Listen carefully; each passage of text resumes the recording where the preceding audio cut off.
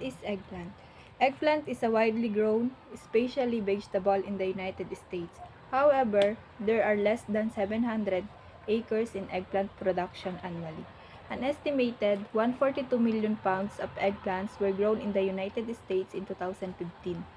New Jersey leads the nation in acres of eggplant harvested with 849 acres of harvested eggplant in 2019. During peak season, farmers can harvest 900 or more bushels of eggplants per day. No other state harvested more than 500 acres. Production yields vary around the country, with producers overgoing approximately 25,000 pounds per acre. Eggplant are members of the same plant family as tomatoes and peppers, or Solanaceae family, and cultural practices employed in eggplant production are similar to those crops. A native of the tropics, eggplants are warm season plants that are more vulnerable to cold temperatures than tomatoes.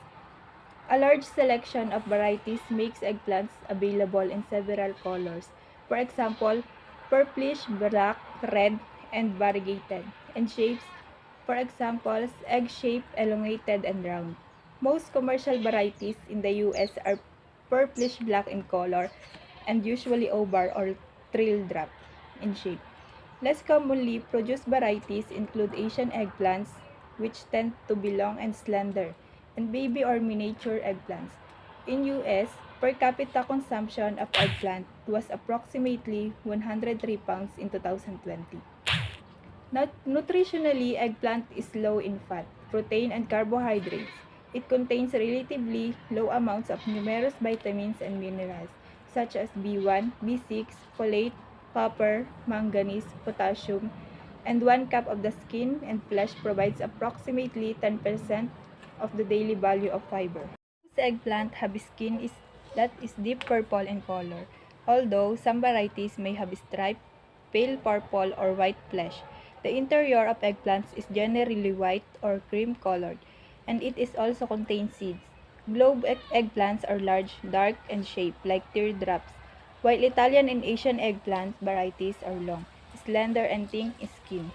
White eggplants are quite small, but their skin tend to be tough. The aim of this study is to determine the production of eggplant under various agronomic conditions. Especially, this study aims to measure the following parameters: plant height, leaf diameter, weight in grams per production, number of fruits per harvest. This study was conducted at Nueva Ecija University of Science and Technology, Gabaldon campus at Gabaldon, Nueva Ecija from October 21 to November 21, 2022. Methodology. These chapters discuss the research methodology. This includes experimental layout, cultural management, data collection, and statistical analysis. Materials. The materials are eggplant seeds, pig mattock, sprinkler, urea, humic acid or humic plus, shovel, hand trowel, and cell phone. Procedure.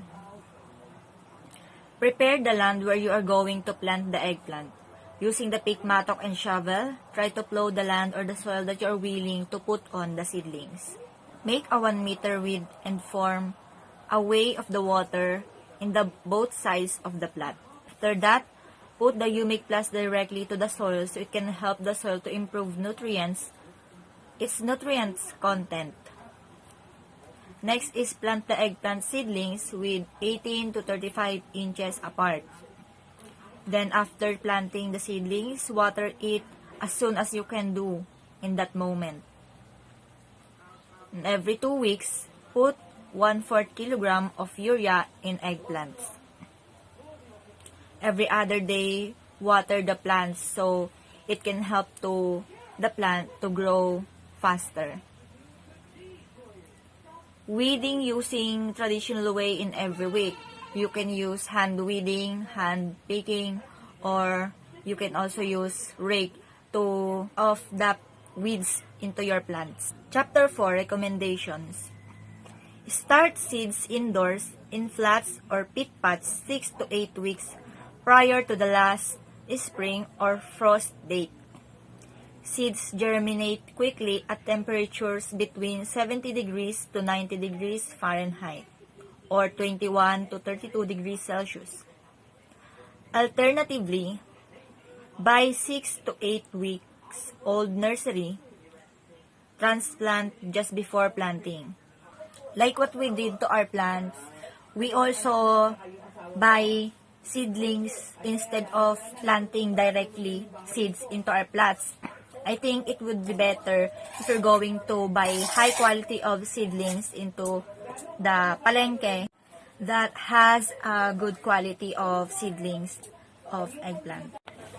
If you're going to buy seedlings, make sure that it's not already matured because it affects the growth when you're going to plant it into the soil. Do not plant eggplant transplants into the garden until well after the last thread of rows. If purchasing transplants, buy high quality specimens. Do not purchase tall, spindly plants or young plants that already have blossoms. Then ideally, your young plants should spend energy becoming established before they begin flowering. Insecticide and other chemicals early in the morning to avoid the risk of the sunlight that affect the growth of the eggplant. If you're going to spray chemicals like insecticides, herbicides, pesticides for the plants, make sure that temperature is not that so high that will affect the growth of the eggplant, especially to the part of their leaves. It will burn or it will cause disease for the plants. Use organic fertilizer to improve the soil fertility and to combine with the nutrients in the soil that can help the growth of eggplant. You can also plant insect repellent plants that can help to prevent the insects that can cause diseases of the plant. As an agriculture students, we encourage the farmers to use organic fertilizers or organic materials to use for their farming system, because we students or we future researchers and agriculturists know that it will benefit the soil fertility or the soil nutrients, and it will lessen the risk for the plants and for the ecological properties of the soil. And of course, using organic fertilizers, organic materials for farming, we assure that it will lessen the expenses in your farming system than using other chemicals or synthetic materials, synthetic fertilizers that you can buy. Sa young student of agriculture, we already know how to do or how to make organic fertilizer. We can also teach the farmers on how to do it with themselves, so they can learn on how to do or how to make organic fertilizers that they can use for their farming system. For the conclusion of our planting of eggplant, in planting eggplant, it's not that so hard, especially if you're going to follow the simple guidelines after you plant the seedlings. Provide fertilizers to the plant, then water it every day. Next to that, if you saw a signs of disease that came from insects, it's better if you spray insecticides or do an alternative way by hand picking in the area, if the area is not so big. But if the area is big, you must spray insecticide instead. You need also to do hand weeding to maintain the growth of the plant. In our plant eggplant, we do not focus on providing fertilizer.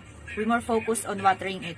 That's why the eggplant only provide one fruit per plant.